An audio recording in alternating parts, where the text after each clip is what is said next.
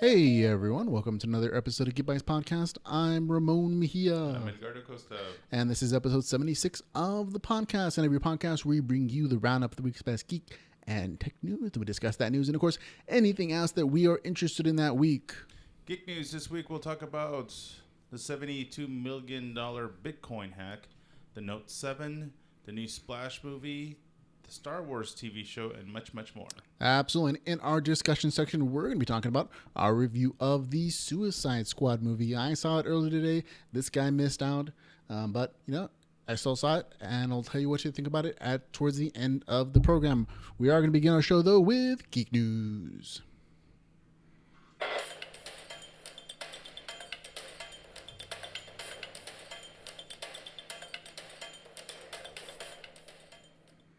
Okay, hacker steals $72 million in Bitcoin from Hong Kong exchange. Hong Kong Bitcoin exchange Bitfinex reported that the hackers have stolen 119,756 Bitcoin, which is worth as much as $72 million, with some reports going even higher. News of the hack sent Bitcoin tumbling 23%, with its current value hovering over the 556 billion. Yep. $billion? Yeah. Okay. Bitfinex confirmed that that no other digital currency except Bitcoin was targeted in the hack. The hack represents the largest Bitcoin theft on record. Yep. So Bitcoin's like any other currency or any other bank, folks. It's not completely secure. People can hack as long as they find your security keys, or they can figure them out. They can steal money from places like that. So it's unfortunate, but nothing secure. That happens. It's just with any kind of a digital anything, it would get hacked one way or another. My thing is, I don't know how they're gonna, obviously it's digital currency, but unless they're really smart and already traded it, sold it, or did something else to it, that way, of course, they have no trail to, follow on that. I wonder how does the currency exchange rate from digital money to physical, paper. One Bitcoin is worth $556 currently, and it was about 23% higher earlier before this happened. Wow. So there's going to be traces. Obviously. Yeah, just like regular currency, you can change it from one to another or parts of Bitcoin. So it is a really big hack, though. So, hey, I mean, if you have the skills.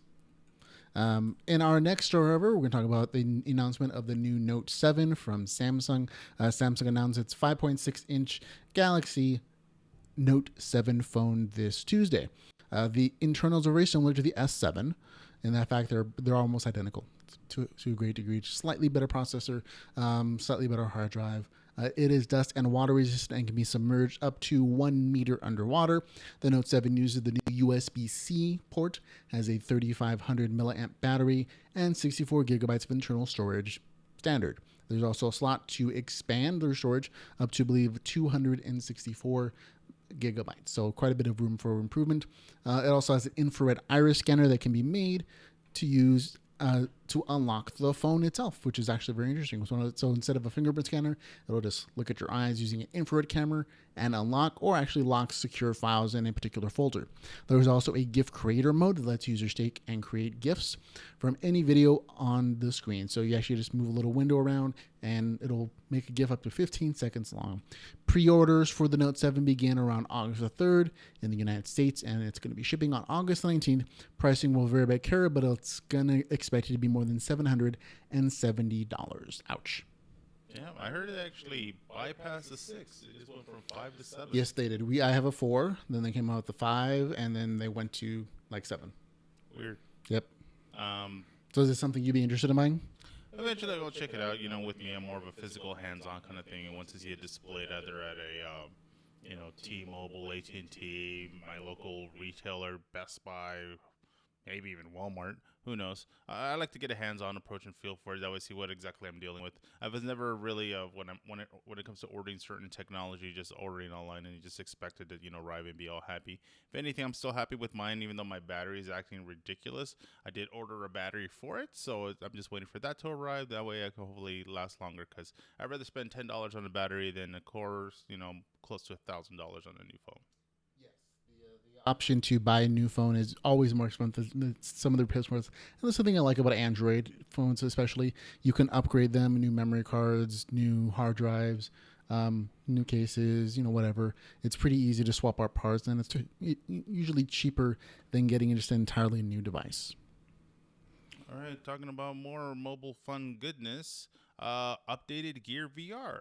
An updated Samsung Gear VR was announced with a flattened touchpad, a delicate menu button, and an increase from 96 to 101-degree field. A view, and USB-C and micro USB connectors inside, which with a data capable, USB-C port on the bottom, which can now be used for accessories as well as charging. It also changes color from white to dark blue. You can pre-order yours for $99, and the product will ship August 19th. Samsung also announced its Gear 360 VR camera, which will go on sale in the U.S. on August 19th for $349. So we have two products coming out for this. It's the Gear VR and of course the Gear VR coming out, and of course the 360 camera for the Gear VR. So these are some new updates.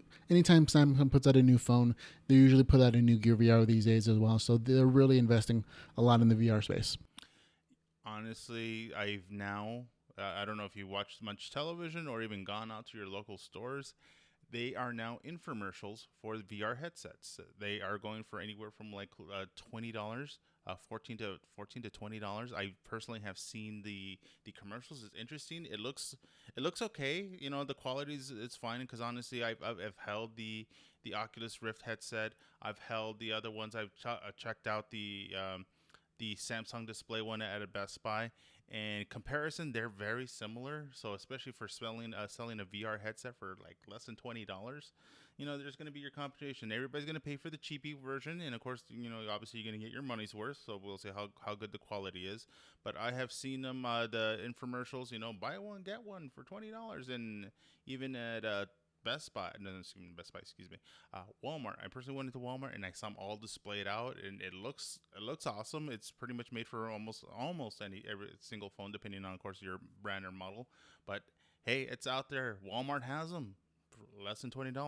Yeah, but those are more like phone holders that do like the Android version of virtual reality. And those aren't the same kind of hardware that you get with the Gear VR and Oculus Rift or HTC Vive. Even just like the upgrade to the Gear VR, it has a bunch of sensors inside that allows it to sense when you're moving your head, when you're talking, and when you're doing that kind of stuff. It allows for more interaction. It has a touchpad on the side that allows you to actually connect with it. It has Bluetooth connecting, so you can use controllers with it. Those other kind of just phone holders, they don't do any of that stuff. They rely upon these sensors that are in the phone, so they don't have any added value, which is why they're cheaper, of course. So there again is the price difference, and again, like you said, you kind of get what you pay for. Mm-hmm. So depending on what you need, I can't be $20 for a headset, but if you want to have take advantage of all the full functions and features, then yeah, cough up that extra money. And compared to the HTC Vive or the Oculus Rift, which are about $300 to $400 or $500, the Gear VR without any cords attached to it, just your phone, I think it's a pretty good deal or a good introduction to the virtual reality space. Now, in our next story, however, we're going to talk about Instagram and Snapchat. Instagram is apparently copying Snapchat these days. It has added a new feature called Stories this week that lets you post photos and 10-second videos that disappear after 24 hours. Does that sound familiar at all to you? Snapchat thinks so. Since ideas and generic names cannot be protected by law, however, Snapchat will likely not be able to sue. Instagram Stories will appear in a row at the top of your feed. It will roll out worldwide on iOS and Android over the next few weeks, folks. And so this is really kind of a blatant case of copying, in my opinion. And Facebook is actually testing out a future where they're doing something similar on their own products. So it's, what do you think of that, man? What does it call it? it's the most sincere mimicry or whatever. It's the most sincerest form of flattery, copying. But if it's about the money, then yeah, once you got money involved, if they're trying to like undercut and sell it for cheaper as an add-on or so, then yeah, then people are gonna start getting all off the road because it's all about the money. Let's be honest. But there's no difference in any devices out here. Almost every single device has a camera, and nobody sues over the rights over a camera. Unless you ask Apple or Samsung and Android, then they do lawsuits all the time for small copyright infringements. But those are tech patents and not idea patents. You can't most ideas or concepts. So the fact that Snapchat has a 24-hour limit or any whatever hour limit it is for their stuff is not patentable. It is just kind of, in my opinion, a bad etiquette to copy so blatantly. And even Instagram says we were heavily inspired by Snapchat. They admit it. But it is a popular feature on Snapchat, and Instagram has about 3 times as many users on a regular basis. So why not take advantage of those users for a popular feature? I think eventually, depending if it becomes more of the business race, there'll always be that one merger that it's last minute resort for a lot of companies. They wind up doing. Like, all right, if you want to, if you can't beat them, buy them out. So that's, we'll see how that works. If I don't think either one is going to be hurting more than the other. I have the Snapchat, I have the Instagram, but I'm more of a Facebook guy. I'm just on Facebook. Everybody has a favorite, folks. Yep. All right. Let's talk about the great lands of the East. Chinese elevated bus, real. TechCrunch passed along the story from China Xinhua, Xunhua. I apologize if it came out wrong. News about the test of an elevated bus that travels over traffic in a port city 200 miles east of Beijing. The transit elevated bus tested braking and power consumption in a brief test. The electric-powered bus is 72 feet long and 25 feet wide and straddles multiple lanes of traffic. It can carry up to 300 passengers and travel up to 40 miles per hour. Yeah, I was really surprised that this was actually a real thing. I saw this on the news and on the internet, on Facebook videos, as the concept video and the concept art a couple weeks ago. And I kind of thought it was a joke or just like some, Chinese sponsored me, like, we're better than everyone else. Look at this great new thing we're going to make someday in the future. And it turns out that it's something that's real, and they're testing it now, and they have video of it actually working and moving over vehicles. I do have some personal concerns about how big it is. And the fact that it's kind of low, like no SUV is going to make it under this thing. Maybe regular sedans, that as it's shown in the video that they released. And like kind of question, like, how is this going to navigate some of those trickier highways, like where they're narrower? I thought it was a combination, because I saw a concept video where it was like a combination rail system kind of thing that would go over, and depending, especially over semis and such, because obviously they still had to go over large transport vehicles. But once again, they're making it real is amazing. They've been ahead of things, everything from bullet trains, because obviously in China, very heavy populated area. Not everybody can have a car, not everybody can have a bike, and not everybody, there's very limited space. Space is very, once again, limited. So it's just a matter of how to transfer so many people at once to make it more cost effective, friendly, fast, and efficient. And I get it. I get it, but I think it beats, plus it would have taken too much time if they were to make like those moving sidewalks, which I always thought would be cool. I thought, that would be, other than just in the airport, have that everywhere, or even elevated versions of the, moving sidewalks, or more, what do you call it? Skyways, railways, whatnot. But it's cool. It's still interesting to me. I know we live in the future now, and this is pretty much what it is. It's not Futurama sky tubes where you throw a person in there and they'll just shoot them right across the world. Yeah, I kind of like the sky tube idea a little bit better personally. And the vehicle itself almost reminds me of like the tanks from Tron with their long legs and that flat top. I like the idea that it can transport to 300 people, 40 miles per hour. It's like a really big bus, and it already kind of just flows over normal traffic. I see some problems with going over large vehicle and, like you said, semi, so it might have to be limited to some certain roads without overpasses as well. So there are some limitations to the technology. I'm curious to see how it actually works in practice when China actually releases it for public use sometime in the future. Oh yeah, because you've seen those horrible, I don't mean in a bad way, horrible videos because of the overpopulation, where they literally, it's like sardines. They're just smashing as many people as they can, to the point that they're like kind of pressing against it with a foot, just trying to get those sliding doors all shut. Yeah, but at least China's being innovative. They're thinking of new things and they're trying new things. Now, speaking of new things, so moving into our entertainment section, we have the wonderful privilege of bringing you the latest space vehicle from Star Wars. Revealed to the Star Wars show this week, Rogue One, the latest Star Wars movie coming out in December, will introduce a new class of starship to the Star Wars universe, the U-Wing. That's right, I think they're running out letters. Officially called the Incom UT-60D, the U-Wing is both a fighter and a transport. Lucasfilm Story Group executive Matt Martin explained that it's like a troop transport and a gunship, so it's there to bring in rebel troops to heavy fire zones and get out as quickly as possible, he said. The wings move depending upon the situation, and it's there to both drop off troops and provide air support. So you folks at home, we have a small GIF on our screen in the recorded version of the podcast. You get to see a nice 360 view of the new U-Wing. What'd you think of it, Edgar?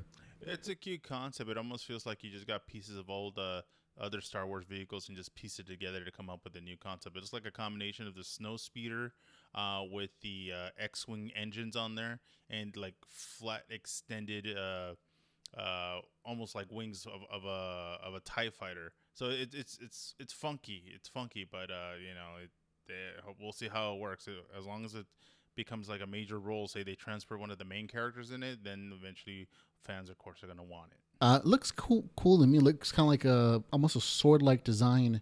Very streamlined, very, very interesting. But you're right, it does kind of look, depending upon the angle you're looking at, it looks like a mesh of a bunch of other shit that we might have seen before. Yeah.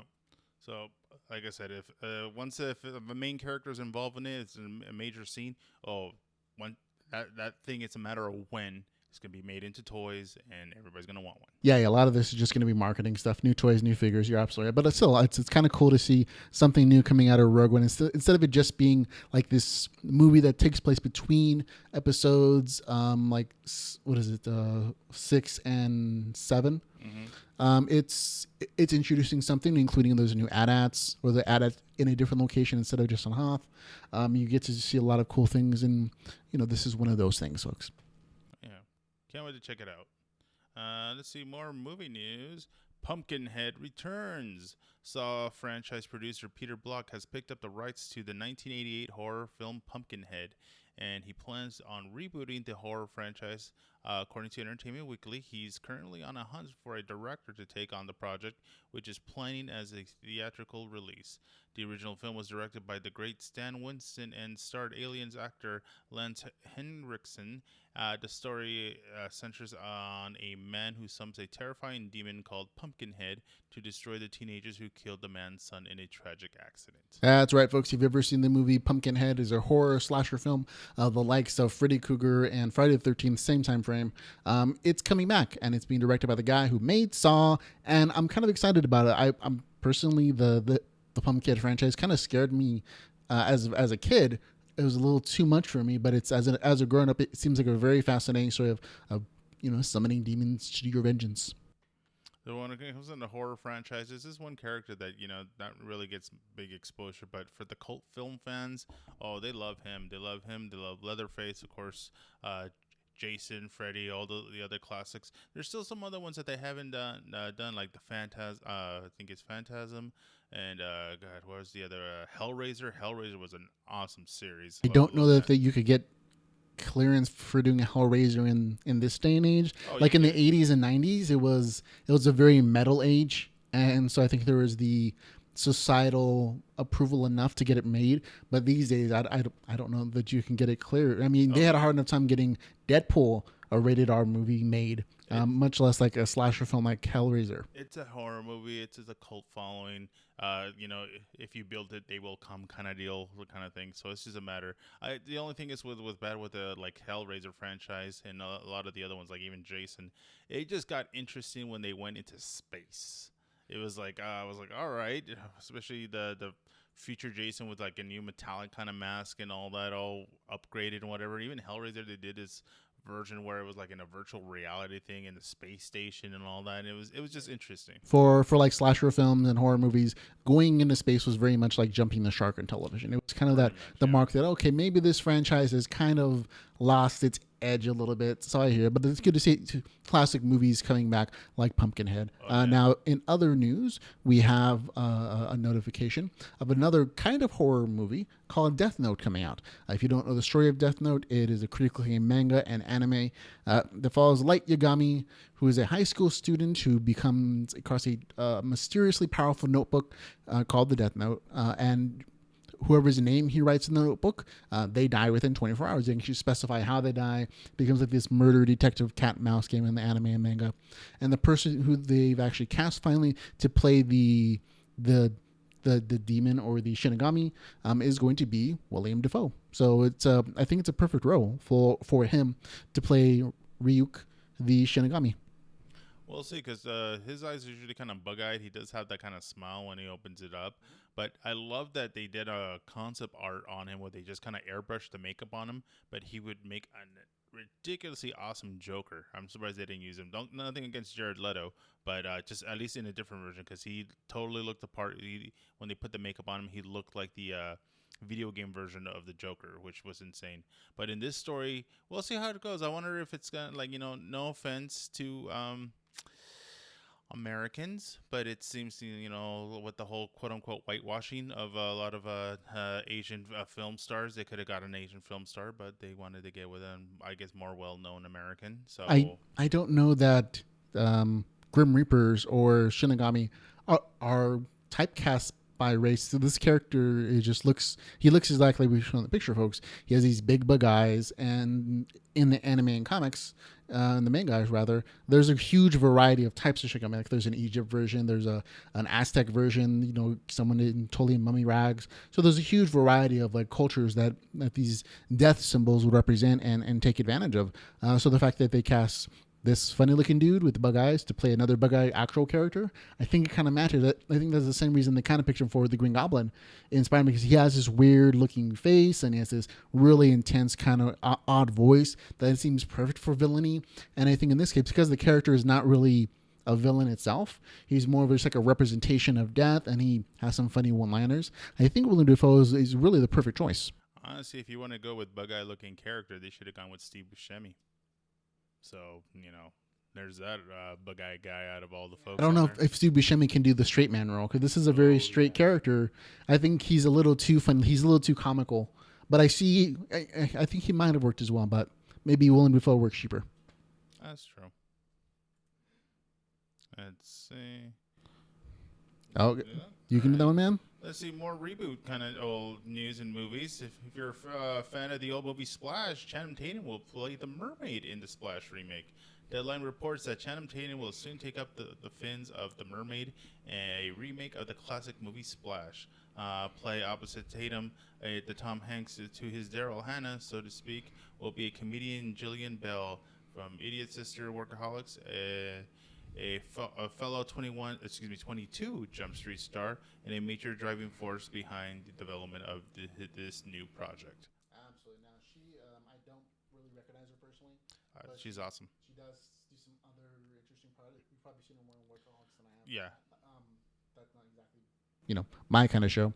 But looking at her, she looks amazing. She looks interesting, and I think it's a good twist to have Channing Tatum not as the main character, not as the romantic lead, but as the mermaid. It's a good twist. I just, I think this is the only way that you're going to be able to see some more Channing Tatum full frontal, but of course it's going to be covered with scales and fins. So, goodbye to the junk and the ass, because it's going to be pretty much scaly fish tale.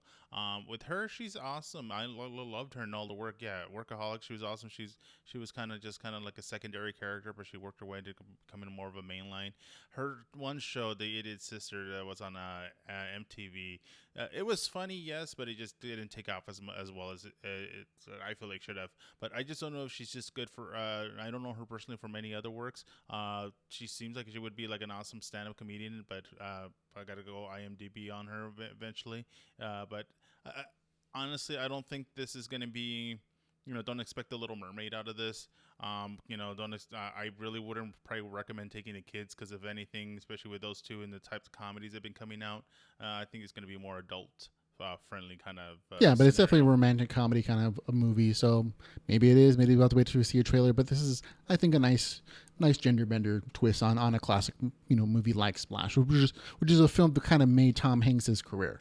This is the first film that was really major and kind of pushed him into the limelight as not just a comedian but also as a good actor as well.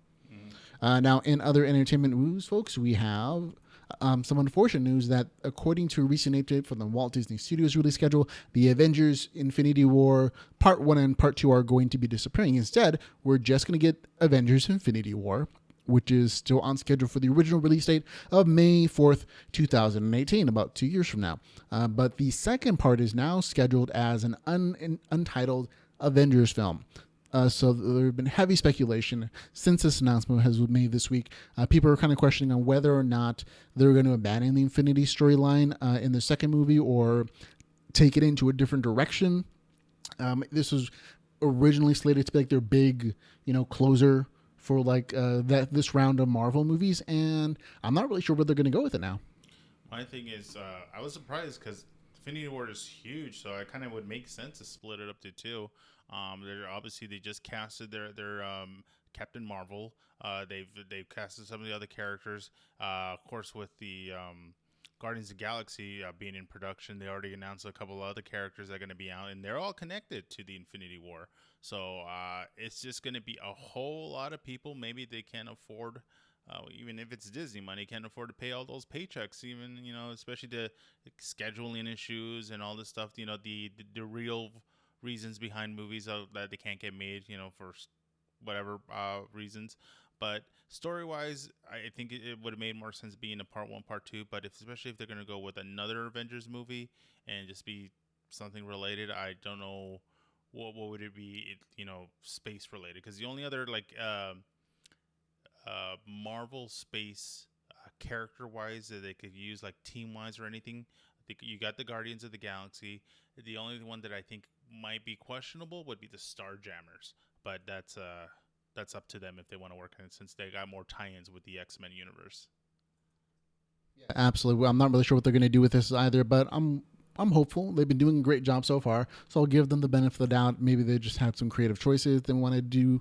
The according to like the producers that have been scheduled for that movie, like the tone of the second movie was so different that we couldn't really categorize it as a part two movie, and instead they're just titling it something else. Maybe it's going to be the Avengers Brothers Brawl or something where it's just a giant mashup of people fighting each other, which is what I expected in the Infinity Wars to be. Yeah. Now, in other entertainment news, we have Star Wars. Star Wars television, folks.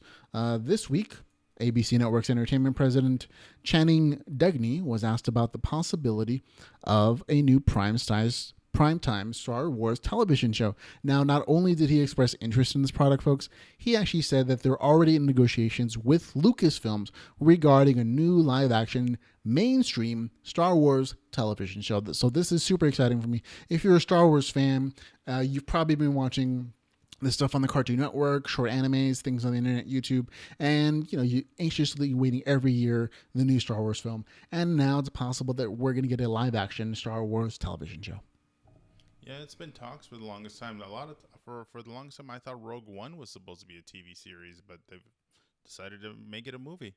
I've seen the old straight to DVD television specials that they had. The ones with the Ewoks. I watched all the animated series when I was little. The droid stories, all that. Even right now, I'm watching the Lego universe and the Star Wars Rebels on Disney XD. But for a live action, I'm not against it. Of course, fans will love it if they were to happen. But it's just a matter of what the storyline is going to consist of. Because as much as they want to centralize in the whole story between Jedi's and Sith and whatnot, is just like who are you going to have for your main role characters? Who's going to be your villain? Who's going to be your storyline? You know, to have a story continuing going on. I don't know if it would be a half-hour series. I kind of expect them to adapt the Rebel Alliance show from the cartoon network, just turn it into a live action show. I mean, all the bases, all the building blocks are already kind of there. You have the new kid on the block serving the Rebel Alliance. This Australian's at the same time familiar and different. And you have a whole cast of characters and storylines you could already pull from. Alternatively, they could set it in the episode 7 universe or something in between 7 and 8, or any of those time frames. Or it could be like a New Republic, like the Old Republic kind of version, like Star Wars: The Old Republic, going way back to before the Clone Wars, and do some kind of Jedi movie that way too. Yeah. I would like to see more of it. I'm always more into the tech savvy thing, so I'd like to see more about the droids and whatnot. Just hopefully, make a little mention, but just don't focus on, of course, pod racing. Even though pod racing was kind of cool, it was just a lot of take up space for especially for a movie. Yeah, no more pod racing, folks. It's entertaining, but not that much. Yeah, NASCAR in space. All right. HBO confirms Game of Thrones will end with season 8. Soon after announcing that season 7 will be 7 episodes long, HBO's new president of programming, Casey Bloys, revealed that season 8 will in fact be the show's final run. Enjoy the show for the next 2 seasons, folks. This is both interesting and sad in the fact that if you're a Game of Thrones fan, you were expecting this to happen already. I believe George R. Martin has already run out of story to tell in the novels, that he hasn't published enough to justify 3 or 4 or 5 more seasons. He just hasn't written anything. So everything from this season on has actually been original from the writers on the Game of Thrones show. So he's given them notes and some ideas like where he plans to go, but everything's been original. So the show is actually already outpaced the novels, and at the rate that George R. R. Martin writes, they might bring it back in another 10 years when he gets some new material. But for now, season 7 is only going to be 7 episodes long, and season 8 is going to be the last episode, and I expect it to be about the same length. So this is the last hurrah, folks. I feel it's maybe not the final one. If it's going to follow the approach of other kind of fans, franchises, and whatnot, I wouldn't doubt there's probably going to be some kind of prequels, some kind of spin-off. Just give it time. I feel that's going to happen. Was as much of a juggernaut money-making machine that it is, oh yeah, it's going to happen. If not, there'll be something else. There will probably be something else. I mean, there's always going to be the next big thing. They're already planning for a Wheel of Time franchise for television. That might be the next big fantasy story. They've tried the Sword of Truth novels already. That only made a season. Actually, it made a couple seasons. But again, it wasn't as quite amazing as Game of Thrones because it was made on, I believe, by MTV. They tried the Sword of Shannara. That's also an MTV show. So if you can do this on like major television, either Netflix or HBO or Cinemax, something, I think the Wheel of Time would be a great choice. If they try to kidify it for the regular channels, I think it's going to fail because there's not enough edge that people are expecting anymore. So that's going to be it for our Geek News section, folks. We appreciate you listening. Of course, if you want to help support us, if you like the podcast and want to help support us, you can find out all the ways you do so at geekbytespodcast.com/support. Absolutely. We are going to move on to our discussion section.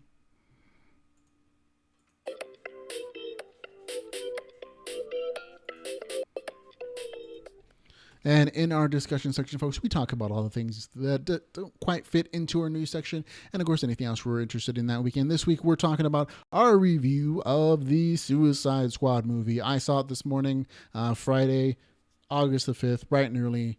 First one's in line for our local showing. And I thought it was pretty cool.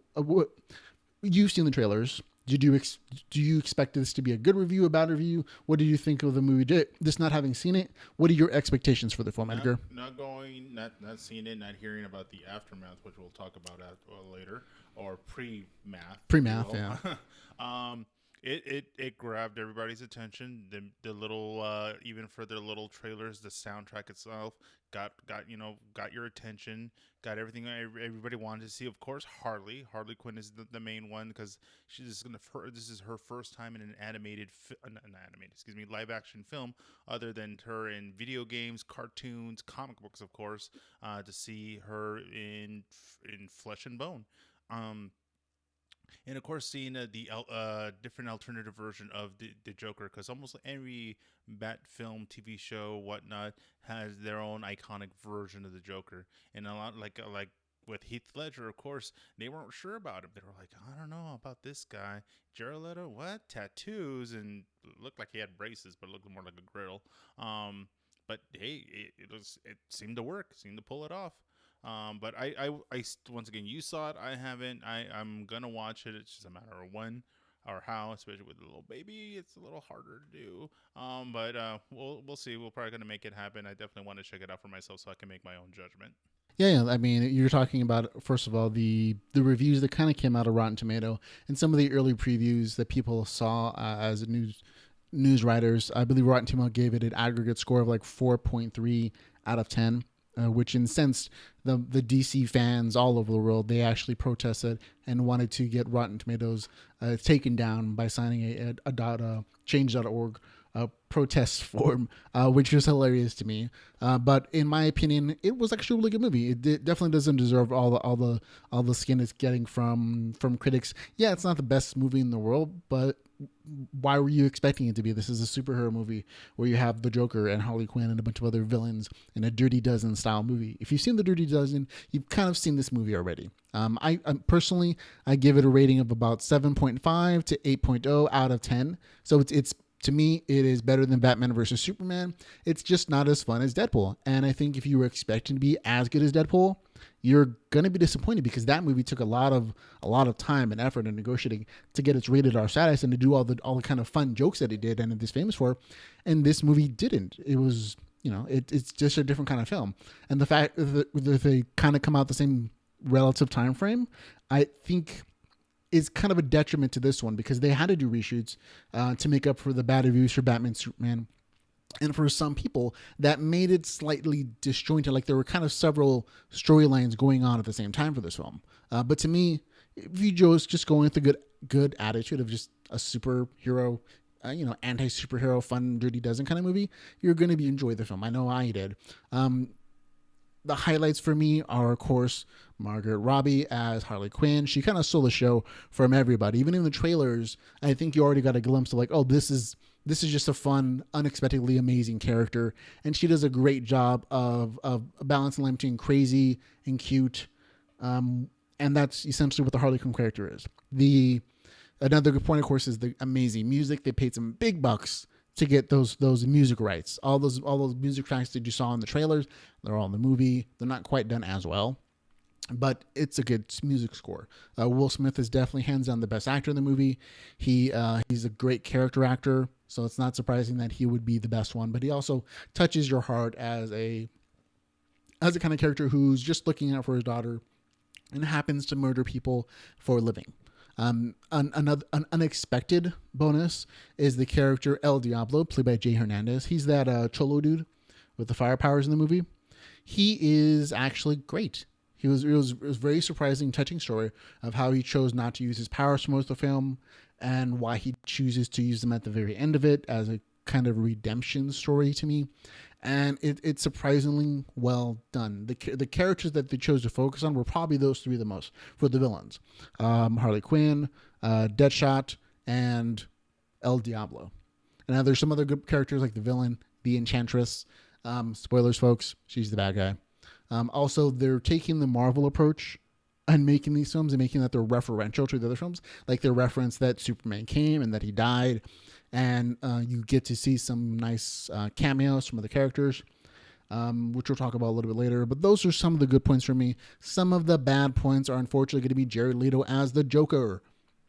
Not a good job, buddy. He was very disappointing, especially if you're comparing him to any other Joker ever, including Mark Hamill. He fell short. Maybe all of his good stuff ended up on the cutting room floor, but he wasn't engaging. He wasn't crazy enough to me.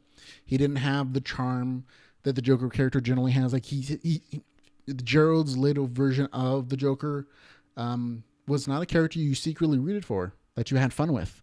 He seemed overly serious, and the moments where he was crazy, he just seemed like a jerk and an ass. So, the fact that him and Harley Quinn got together doesn't really make sense. They just kind of explain it as that he's super charming and she fell in love with him as a psychologist. But again, it doesn't really work for me. Some of the other characters that were on the Suicide Squad, to me, didn't quite do enough. Like Killer Croc. He just kind of shows up, and he's supposed to be Batman's foil or like a Batman villain, but he doesn't do anything really that's very super villainy-ish. Like he has one role where he does a water scene, like in Super Mario Brothers. It didn't really seem necessary to me. And of course, Katana, the girl with the sword, she has a very short backstory, and then she just kind of kills things, and she doesn't have very many lines. So if you're hoping for like an R-rated fun movie like Deadpool, you're going to be disappointed. Go in with good expectations of it being just a fun movie, but just between Batman vs Superman and Deadpool. And I think you'll have a pretty good time, but don't expect it to be quite as good as the trailers. So, and that's going to be my review for, Suicide Squad. So when you see it, you'll let us know what you think of it, buddy. Was there anything else you want to talk about this week? Well, I noticed that there was obviously just not much of a spoiler, but obviously we saw it in the trailer that Batman's in it. Now, we know obviously who Batman is, but is it still Ben Affleck, and does he speak? That'd be my question. Okay, so spoilery again, folks. If you don't want to hear any of this, click off now. Thanks for watching, listening. Okay, so having said that, yeah, Batman shows up in Batman costume. It is Batfleck. And Bruce Wayne shows up as Batfleck at the end in the after credit scene. There's only one that comes after the movie ends, but before like the final credit show. There's no post credit scene. There's just one where he's talking to Amanda Waller, who formed the Suicide Squad, and she's actually giving him information on the Justice League, on the other members that are like the Flash, Cyborg, Aquaman. So that's where he gets his information from the beginning of the Justice League, because we've seen the trailer for the Justice League. He already kind of has information, and he's going to look for his super friends and then make the super friends joke in this little after credit scene. But that's where he gets his information from Amanda Waller, who's been tracking the metahumans for quite a while now. All right, so that's definitely got my attention on that, because I wanted to know more about it. But once again, until I watch it, I make my own final call on it. Like I said, just for everybody, instead of just as you should trusting the critics. Yeah, get a view but that'll just be a shade. It won't be the whole story until you watch it for yourself. Because especially if you're a diehard fan, you're not gonna care. That's how it was with Batman vs Superman. Fans loved it no matter what the critics say. But if you're a guy that's like, oh no, you have certain expectations, then you're gonna be disappointed. It's going with an open heart and open mind, folks, and the enjoyment of the movie will let it come to you. But again, Harley Quinn definitely steals the show. And again, I think you're personally going to like the El Diablo. He's a Hispanic character. They kind of go with the Cholo version of him as a villain. But at the same time, it's also the, Cholo with the heart of gold sort of storyline. And it's done very well. And to me, it was very interesting to see the character develop. And they do a pretty good job with his backstory. So that's going to be it, folks, for the show. Thank you very much again for watching and listening for Geek Bytes Podcast. I am Ramon Mejia. I'm Edgar Acosta. And remember, folks, go geek out about something.